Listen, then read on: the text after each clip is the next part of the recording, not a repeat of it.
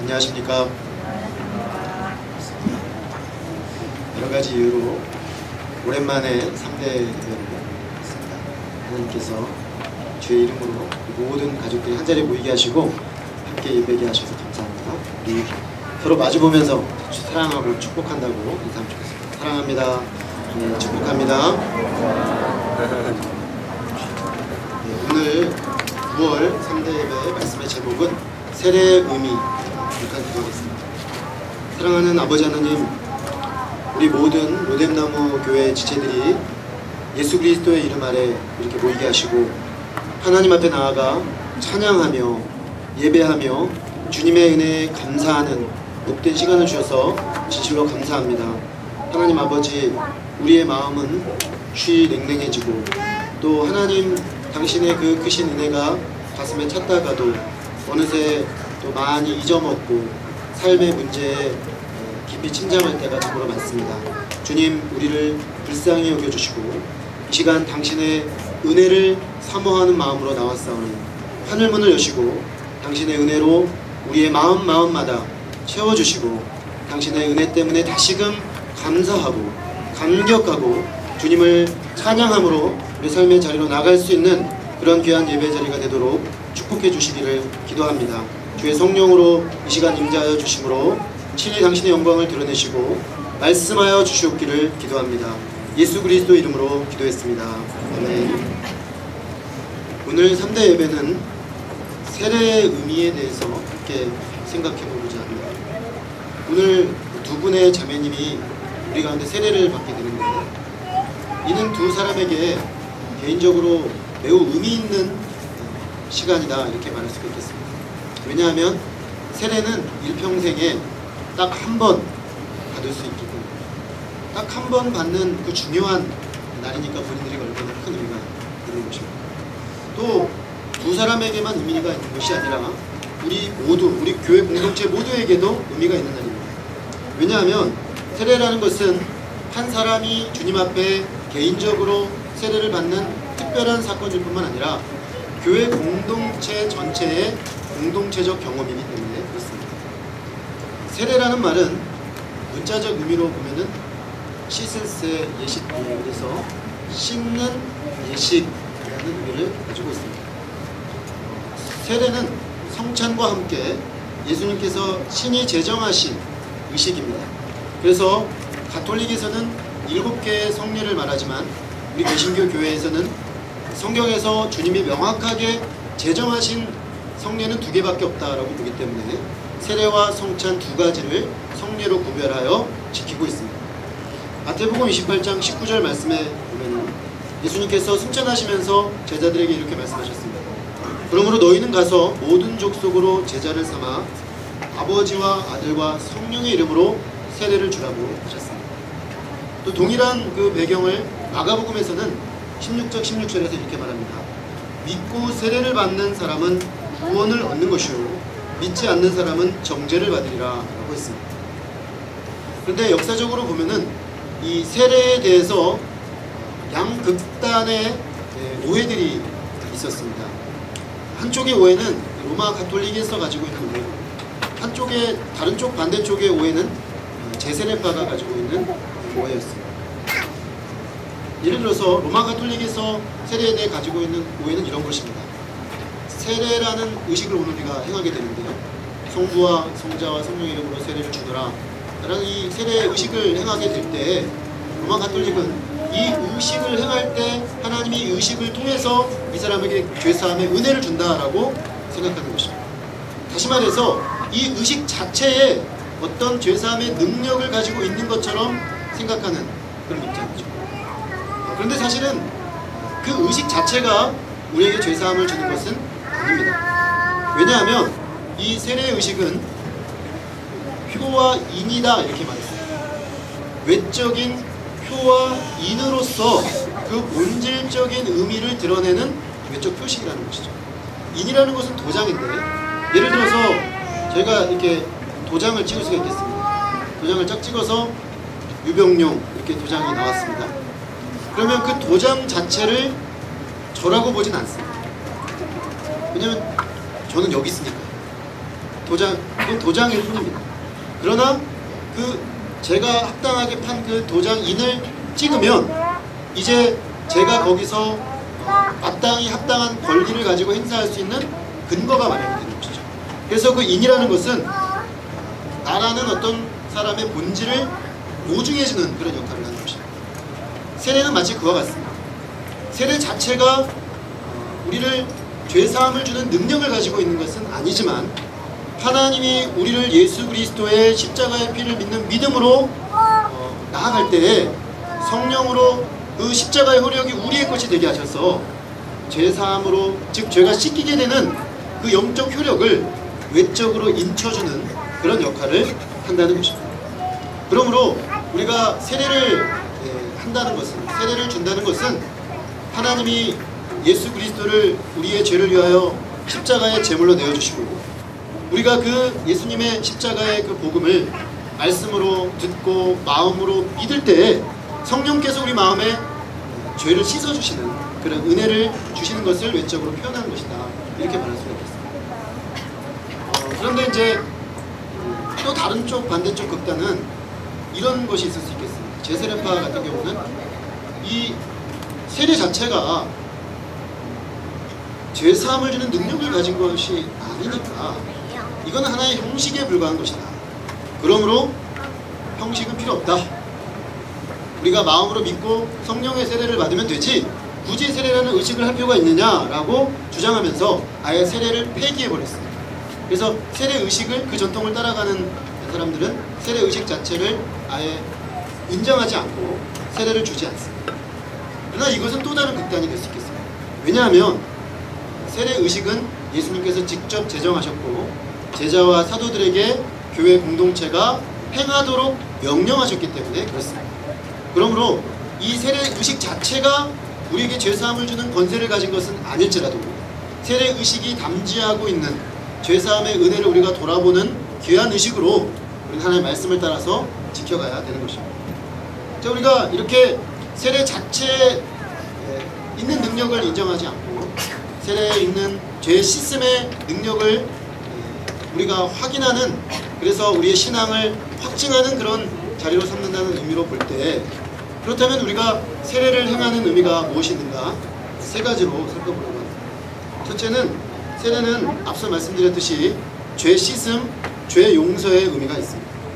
사도행전 2장 37절에 보면은 베드로의 설교를 한참 들었던 사람들의 마음 가운데 깊은 찔림이 일어났습니다.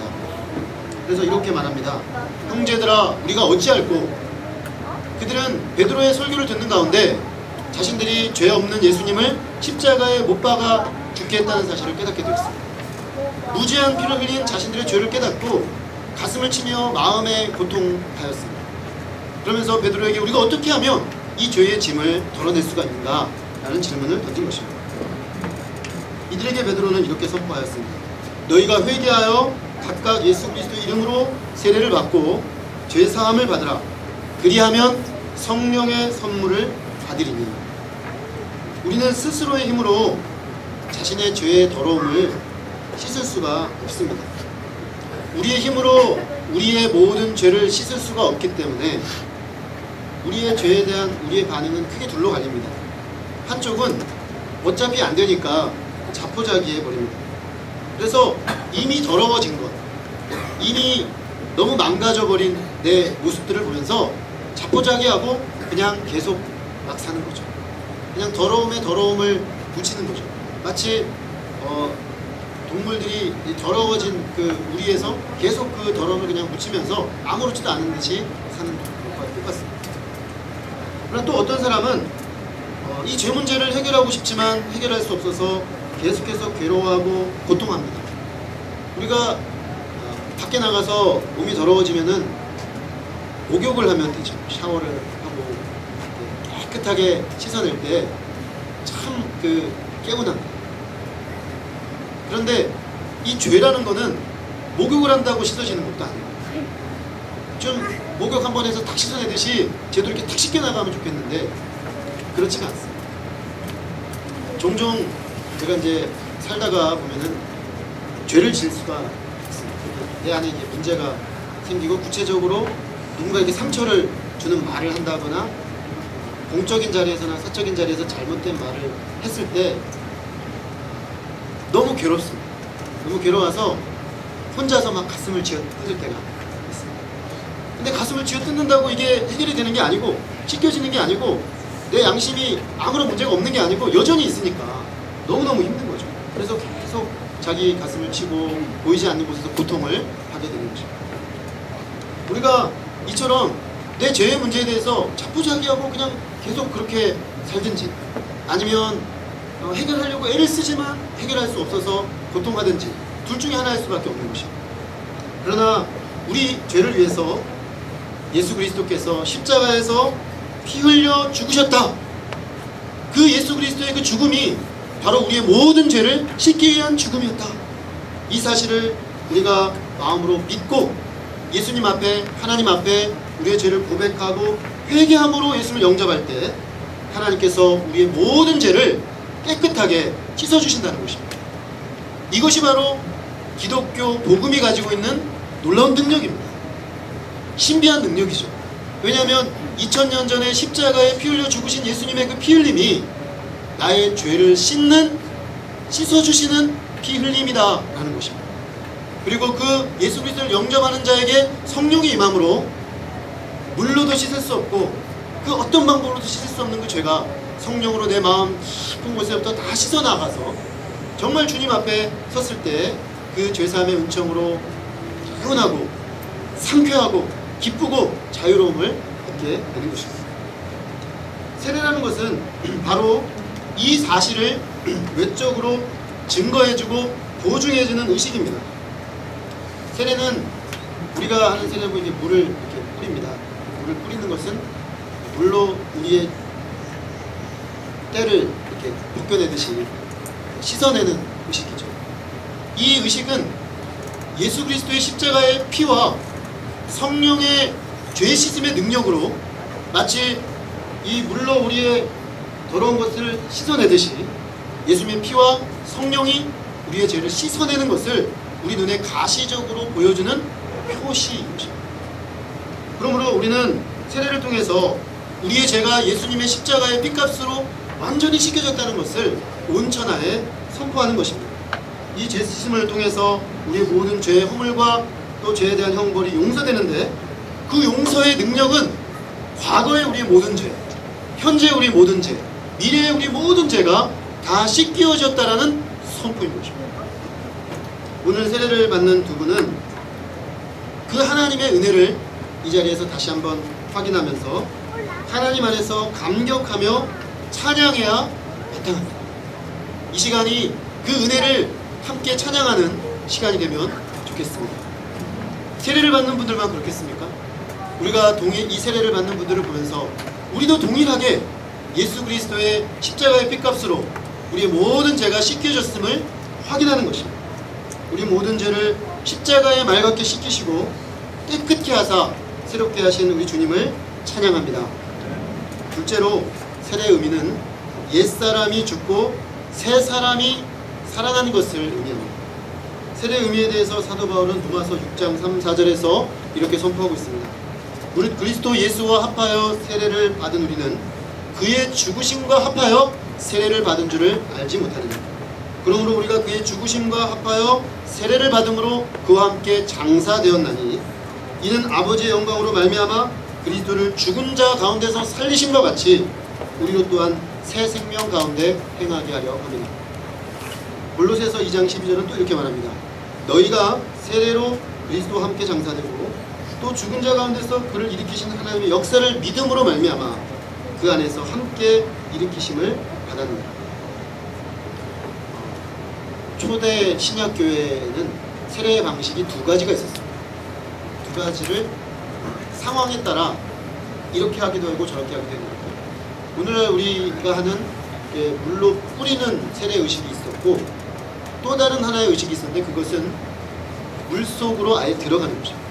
그래서 완전히 물속으로 들어갔다가 다시 꺼내는 그런 형식으로 세례를 하는 것도 있었습니다. 우리가 앞서 물을 뿌리는 의식은 첫 번째 세례의 의미인 죄 씻음의 의미를 보여주고 있습니다. 그런데 완전히 물속으로 들어갔다가 나오는 이 의식은 오늘 우리가 읽은 이 로마서와 골로새서가 말하고 있는 진리를 보여줍니다. 그것은 바로 예수님이 십자가에 죽으실 때 우리의 모든 죄악된 옛사람, 옛자가 그와 함께 죽었다는 것입니다. 그리고 그가 3일 만에 죽음 가운데 부활하심으로 말미암아 우리는 완전히 새로운 생명을 받은 자로 새 사람으로 새롭게 태어났다는 것을 우리에게 보여주고 있는 것입니다. 이것은 하나님의 하나의 사실을 선포하는 것입니다. 예수님의 십자가 사건은 우리의 옛사람의 죽음의 사건이고 그의 부활의 사건은 우리의 새 사람이 태어난 새 생명의 사건이라는 것을 우리에게 보여주고 있는 것입니다. 그러므로 우리가 이 사실을 세례를 통해 확인함으로써 우리는 확인하는 것입니다. 우리가 옛사람이 예수님의 십자가와 함께 죽었다는 사실을 확인하는 것이죠. 그리고 지금 우리가 살아가는 것은 예수님을 믿는 믿음 안에서 날마다 주님을 향하여 반응하는 새 사람으로 살고 있다는 사실을 확인하는 것입니다. 예수님을 믿는 사람과 믿지 않는 사람의 결정적인 차이가 무엇일까요? 그것은 어디에 반응하는 삶을 사느냐 하는 것입니다. 예수님을 믿지 않는 사람은 죄와 싸우지 않습니다. 죄와 싸우는 삶은 하나님을 향하여 생명이 살아난 사람만 하는 일입니다. 하나님에 대해 죽어있는 사람은 죄와 싸우지 않고 그냥 죄가 이끄는 대로 죄의 지배 아래서 끌려다니는 삶을 살 수밖에 없습니다. 마치 이것은 완전히 더러워진 옷을 입고 있어서 찌들고 찌든 이 더러워진 옷을 빨 생각을 하지 않는 사람과 비슷합니다. 설사 옷을 빨려고 해도 이게 빨아지지가 않을 정도로 너무 찌들어 버려서 안 된다고 생각하고 포기해버린 상태죠.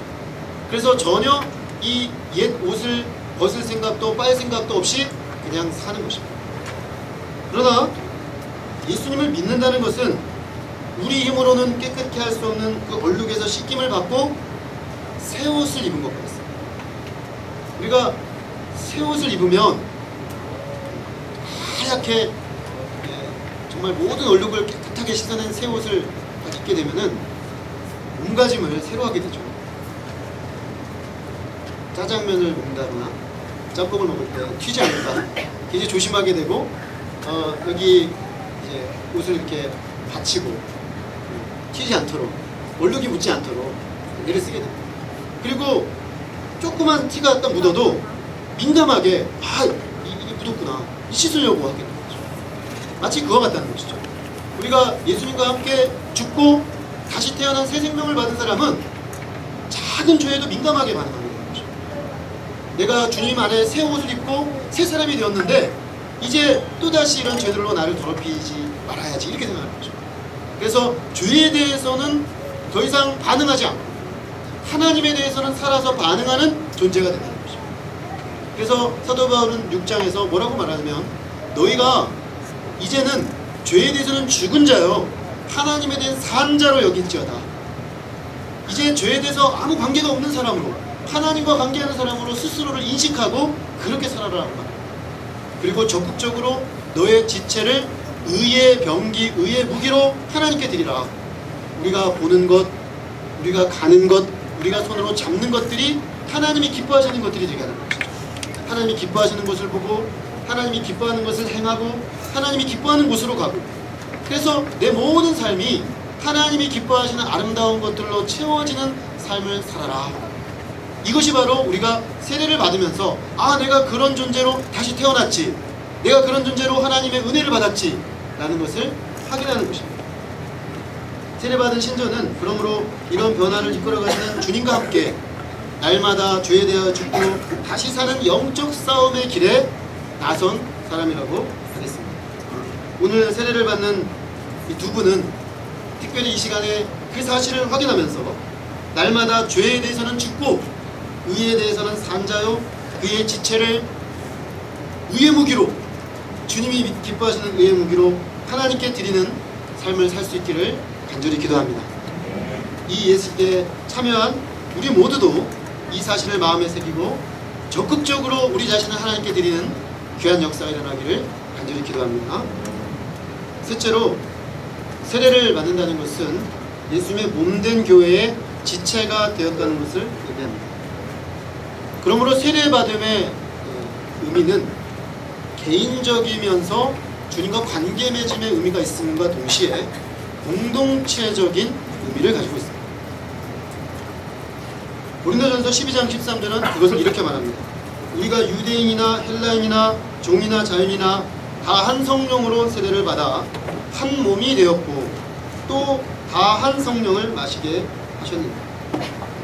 세례를 받은 사람은 그 순간부터 이제 세상과 구별되어 회역하고 악한 세대에서 구원을 받아 예수님의 제자가 되었음을 만천하에 선포하는 것입니다. 그러니까 쉽게 말하면 나는 이제 임자가 있는 몸이다. 그것을 세상에 선포하는 거죠. 나는 예수님 것이다. 예수님의 몸된 공동체에 소속이 되었다. 라고 이제 나 자신과 나를 아는 교회 공동체 사람들과 세상에 이제 선포하는 것입니다.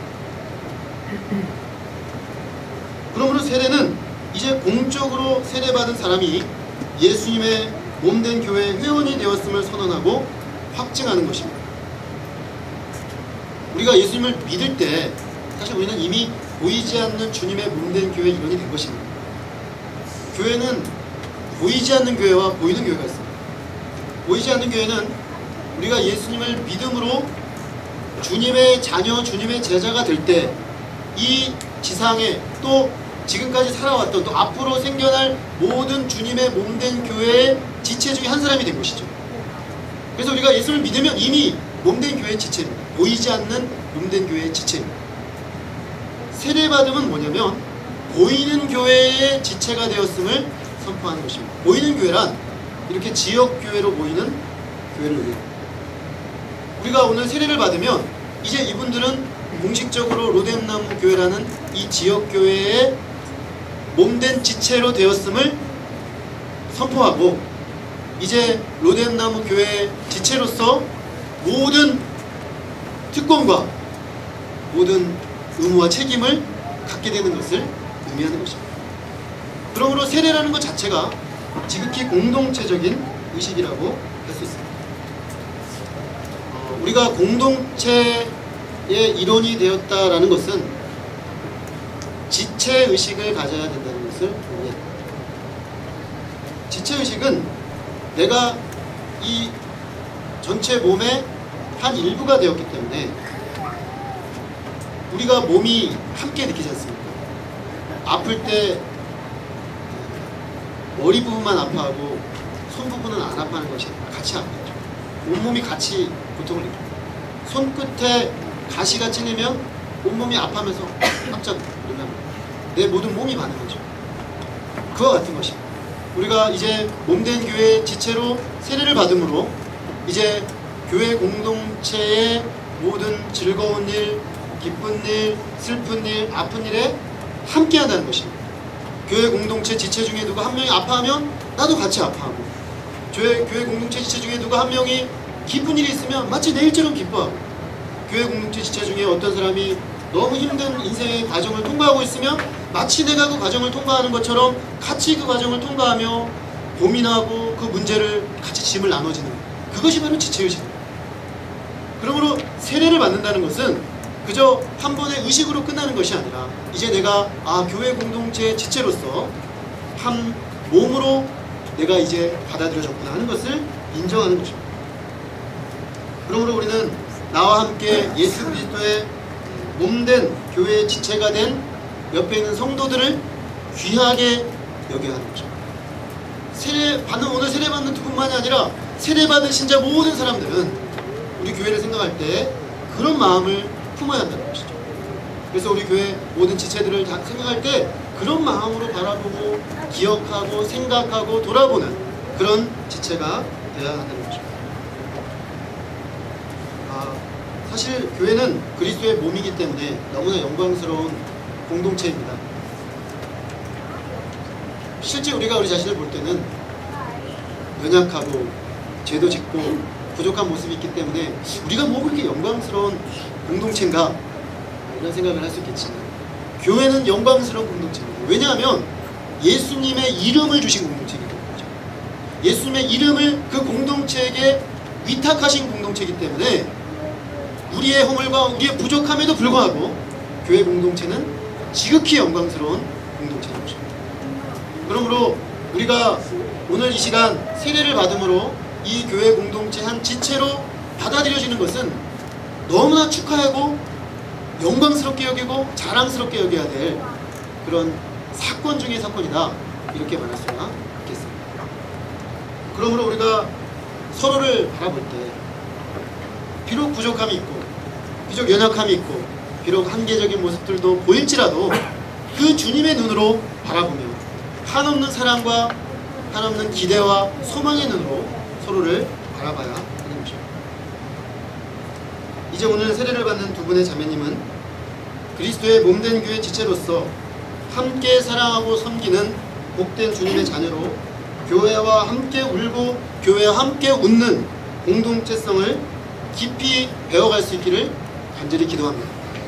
이제 그 사실을 확인해가는 멋진 여정에 초청을 받은 것입니다. 세례식은 그러므로 이 사실을 함께 기뻐하는 공동체적 기쁨의 행사입니다. 우리 모두가 이 시간 세례의 자리를 함께 기뻐하며 새롭게 주님 안에서 공동체로 세워지고자 하는 귀한 열망을 덧입기를 간절히 기도합니다. 기도하겠습니다. 하나님 아버지, 오늘 세례식을 맞이해서 세례의 의미를 살펴보게 하셔서 참으로 감사합니다. 우리가 주님 없이 세상 속에서 죄의 짐을 지고 스스로 이 죄의 짐을 해결해 보고자 이리저리 애쓰지만 결국에는 우리 힘으로는 결코 해결할 수 없는 무거운 이 죄의 짐을 지고 탄식하며 절망하며 슬퍼하며 낙심하며 살 수밖에 없었던 것을 깨닫습니다.